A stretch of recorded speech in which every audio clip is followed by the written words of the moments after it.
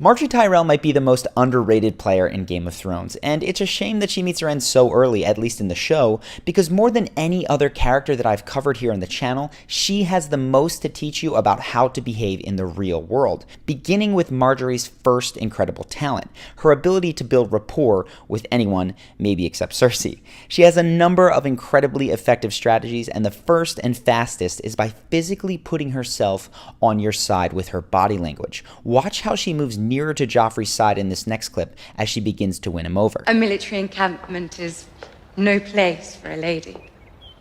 And the bedside of a traitor? Is that a place for a lady? I don't believe he was interested in the company of women. What makes you say this? Whenever I wanted to make a child with him, he had so many excuses, so many late-night war councils. This is in stark contrast to Tywin, who I covered in last week's video, because Tywin's strategy is to overpower you. He stands directly in front and hovers over people in order to intimidate them. This says that we are not on the same side. You answer to me. Just watch. So if I wanted to attend a council meeting, I would now have to climb all the stairs in the Tower of the Hand?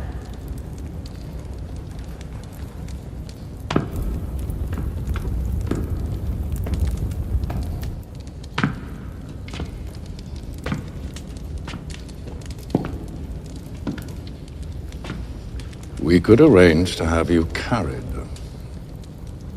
Margaery, on the other hand, prefers to stand next to someone because it allows her to get much closer without making the other person feel that she is invading their personal space. And that's because, at least in Western culture, our personal space bubbles extend far more out in front of us than they do to either side. So keep this in mind if you find yourself in a crowded restaurant, bar, or club where you're forced into close quarters. Facing someone head-on is likely to feel a bit too close and potentially threatening, while standing shoulder to shoulder or at an angle is likely to make the other person feel much more at ease, at least while you're getting to know one another. Now, once Margaery is on your side, she creates a lot of physical contact. Her mannerisms are definitely more suited to a woman than a man, but the principle of signaling warmth through affectionate touches does hold true, even though for men, it might be something more like a handshake instead. Margaery is also an expert at getting people to talk about the things that they care about. With Joffrey in particular, this was a strategy that won him over. I just had it made, probably one of the finest weapons in the Seven Kingdoms. It's beautiful. Will you show me how it works?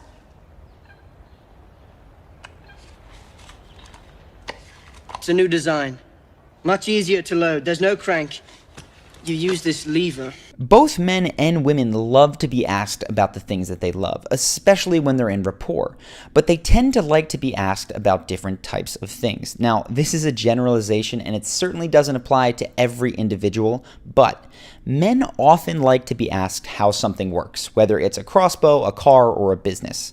Men tend to connect through problem solving, so when a guy feels like he can help you fix something or learn something new, it often makes him feel really good. Women, on the other hand, tend to connect by sharing their emotional experience of an event. This is why couples can sometimes run into issues in their approach to problems. Men, like myself for sure, want to figure out what is wrong and solve the problem, while women sometimes just want to share an experience they had without necessarily trying to change it. Again, those are wide generalizations, but I digress. Once Margaery has people talking, she doesn't just pepper them with interview-style questions nonstop. She indicates, sometimes falsely, that she genuinely cares about their opinion, like here with Joffrey. Maybe the fault was with me, maybe... No. He was a known degenerate. It's such a relief to hear you say so, Your Grace. And in the case of Tommen, she says that she wants to know everything about him while smiling and holding eye contact. I just want you all to myself. I want to know everything there is to know about King Tommen, first of his name. This is a great example of active listening, and it is huge for building rapport, even though it's often overlooked. Even with the best active listening skills in the world, some people will still be reluctant to open up if they have to go first. They may have been burned in the past with someone who they couldn't trust, like in this situation with Sansa. What did you pray for? I can't tell you. Why not? I'll tell you what I prayed for in the sept this morning. Let's see, for my family's health and happiness, for an end to the war, for a short winter. Boring and traditional, I'm afraid. And you? I'm sorry, I just can't. In those cases, Marjorie knows that rather than simply pushing, the best way to invite a reluctant person to share something vulnerable is to do so yourself first. My cousin Alana was the most beautiful girl I'd ever seen. When I was 12, I was all elbows and knees, and Alana looked like a goddess sent to torture me. Pigface, she called me. Big face, that's ridiculous. I think it had something to do with my nose. Whenever she passed me in the halls, she'd oink. All this rapport building inevitably gets Sansa to trust Marjorie. It's kind of like, I'll show you my scar if you show me yours. People just feel the need to reciprocate when someone that they like has become vulnerable with them. So Marjorie becomes one of the few people in King's Landing that Sansa confides in with her true feelings. All the candles burning in all those windows. I'm stupid. Stupid little girl with stupid dreams who never learns. Come on. When people begin to reveal their honest feelings, Marjorie really listens because she wants to know what makes them tick. Now, I do believe that Marjorie is a kind-hearted character, but that doesn't stop her from manipulating people, especially Joffrey and Sansa. So when she gets them to this point, she moves into the second phase, which is expressing heartfelt understanding. She empathizes with your feelings. Watch here how she understands Joffrey and then mirrors his sentiments right back at him, better than he could even say them himself. I imagine it must be so exciting to squeeze your finger here and watch something die over there. Could you do it? Sometimes severity is the price we pay for greatness. I couldn't agree more. Let me be clear. Empathy does not mean that you agree with another person. It means that you can simply see the world through their eyes for one moment, which is exactly what Marjorie is able to do with Joffrey, twisted as he is. People often resist expressing empathy because they think it means accepting everything that someone else believes about the world. It doesn't. Actually, it puts you in one of the best positions to influence and change another person's behavior. This technique is called pacing and leading, and it is very powerful. Now, obviously stating their worldview, like Marjorie did before with Joffrey, is a strong empathetic move. But there are more subtle ones, like mirroring back how they must have felt after they've told a story. Joffrey didn't like him. He threatened to skin him alive and mix his innards up in my food so I wouldn't know I was eating him. That's very cruel. Or sharing that you've experienced a similar embarrassing situation to the one that they've just found themselves in. All of these tents look the same to me. Would you be so kind? It would be my pleasure. It took me weeks to learn my way around the camp. Twice I walked in on officers and stages of undress. And the moment I learn which tent is mine, we're on the move again. And sometimes it's just as simple as saying the words, "I understand," while looking someone in the eyes. Sometimes it feels odd. I'm the king. I've married the most beautiful woman in the world. It's all because my brother died. I understand. Now, this isn't just some cheap parlor trick. Obviously, you can manipulate people with this. You can fake like you understand and empathize with them. But if you really want to get the most out of this for your own life, you do have to step into their shoes. And that doesn't mean imagining simply, how would I feel in their circumstances? It means thinking, how would I feel in their circumstances if I believed everything that they believed, if I had every single past experience that they had, if I was them? It's not about changing how they feel or making them wrong, but truly trying to step into their emotional experience. And once you've done that and you've paced someone else's reality with expressions of empathy and they're feeling understood, then you can lead them with much less resistance. So just watch this scene to see Marjorie's crowning moment when she wins over Joffrey and gets him to willingly do something that he's never done before. Shall we go and see them? If you give them your love, they will return it 1,000-fold. I've spoken with them. I know how they feel about you. You led the defense of King's Landing. They adore you. Open the doors.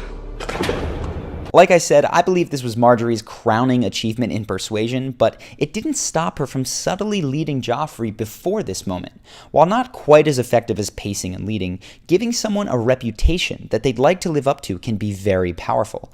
A simple way to do that is by taking relatively small indications of kindness as reflective of someone's good character. Notice how Margaery praises Joffrey's consideration and thoughtfulness for relatively minor courtesies. Shall I have them bring you a shawl, my lady? I am touched by your concern, Your Grace. I'm leaving on a hunting trip. I just wanted to make sure you had everything you need before I left. That's very thoughtful, Your Grace. To make this even more effective, don't just praise the act, praise the person themselves, saying instead, wow, you are so thoughtful.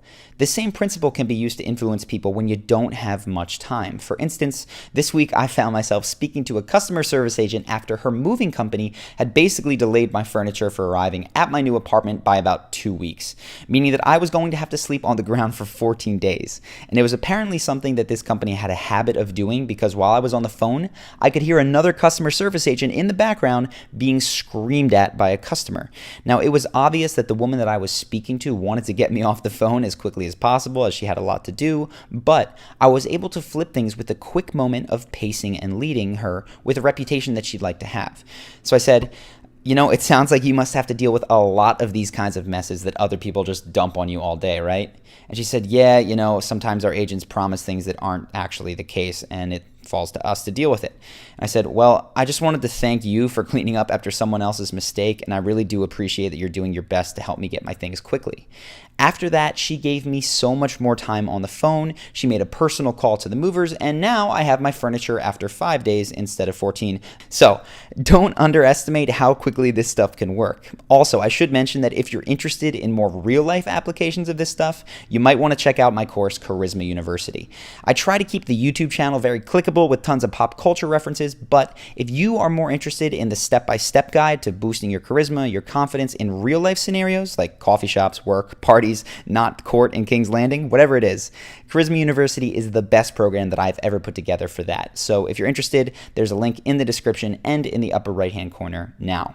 To review what we have learned from Margaery, though, first, you need to build rapport. You can't skip this step, because if you can get people to open up about the things they care about, you'll know that you've done a good job. You're in rapport. Second, you want to make sure that you've learned enough about the other person to empathize, to truly understand how they see the world. And if you can get them talking and mirror their worldview back to them, now you're in a position to begin the third piece, which is to lead them. Now that they feel understood, they're going to be much more likely to follow along. And that is what made Margaery so effective at moving some of the most powerful players in the game. But I do need to add one last piece, which is don't piss Cersei off and let her live, because she's going to do everything in her power, including burn the city to the ground, to make you pay. Like I said at the beginning, the interesting thing about Margaery is that when it comes to making a great impression, she is the single best Game of Thrones example of how to behave in the real world. So if you want to know what she does well and what she's actually missing that I would recommend including, I've set up another video that will show you 4 steps to make an incredible first impression in any situation. Margaery gets a solid 3 out of 4 here, but if you want to discover everything that she does well plus what she's missing, just go ahead and click the button now to do so. It's going to take you to a page where you can drop your email and then watch that video to start using those 4 steps today. If you like this video, you might want to subscribe to the channel. I'm going to have more Game of Thrones breakdowns as well as real-life celebrity breakdowns and answers to your questions and how to be more charismatic and confident. So if you want to make sure that you don't miss those, click the button and the notification bell. Hope that you enjoyed this video, and I will see you in the next one.